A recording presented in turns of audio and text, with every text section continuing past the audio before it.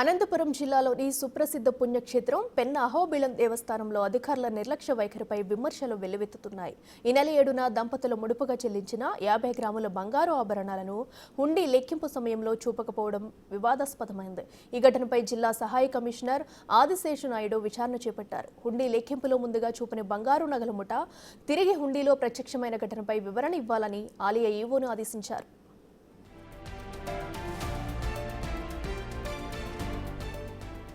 హుండీ లెక్కింపు సమయంలో నగల మూట కనిపించలేదని, అది కంబళి కింద ఉండిపోయిందని ఈవో తన వివరణలో పేర్కొన్నారు. లెక్కింపు తర్వాత అక్కడ శుభ్రం చేసిన కార్మికులకు ముడుపు లభ్యమవ్వడంతో దాన్ని హుండీలో వేశామని చెప్పుకొచ్చారు. దీంతో హుండీ లెక్కింపు విషయంలో అధికారులు ఎంత నిర్లక్ష్యంగా ఉన్నారనే దానికి ఇదే నిదర్శనమని భక్తులు ఆగ్రహం వ్యక్తం చేస్తున్నారు. హుండీలో నగలు వేసే ముందు అధికారులకు చెప్పామని, అలాంటప్పుడు నగలు ఎలా మాయమవుతాయని అధికారులను నిలదీశారు. బంగారం నొక్కేసే ప్రయత్నం జరిగి ఉంటుందని, పంపకాల్లో తేడాలు రావడం వల్లే దాన్ని మళ్లీ హుండీలో వేసి ఉంటారనే అనుమానం వ్యక్తం చేస్తున్నారు. ఇక అధికారుల చర్యలు తీసుకోవాలని కోరుతున్నారు. నేను బ్లాక్ ఫంగస్ వచ్చింటే మణిపాల్ హాస్పిటల్లో అడ్మిట్ అయింది. 3 నెలలు అడ్మిట్ అయింది.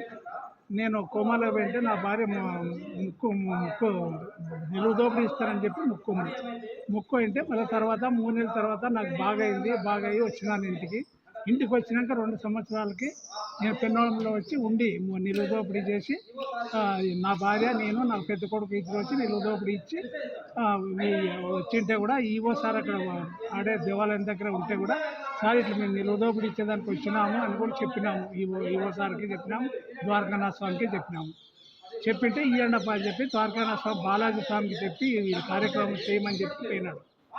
పోయిన తర్వాత అప్పుడు మేము అవన్నీ నా భార్య స్నానం చేసి వచ్చి అన్ని సొమ్ములను నొక్కేసి పసుపు బట్టలో మూట కట్టి దాన్ని ఉండిలోకి వేసే సమక్షంలో స్వామి దేవుడి సమక్షంలో పెట్టి మళ్ళా తర్వాత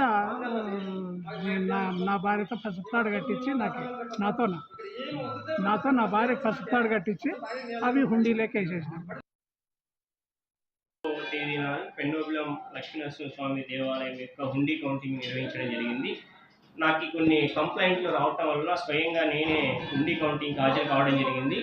హాజరై నోట్లన్నీ కూడా లెక్కబెట్టించి బ్యాంకర్స్కి హ్యాండ్ ఓవర్ చేసి నేను వెళ్ళటం జరిగింది.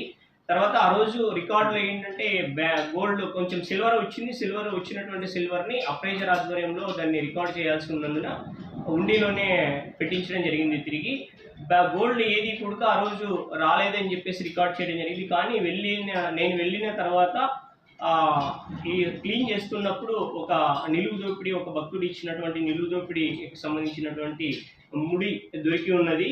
దాన్ని నా దృష్టికి కూడా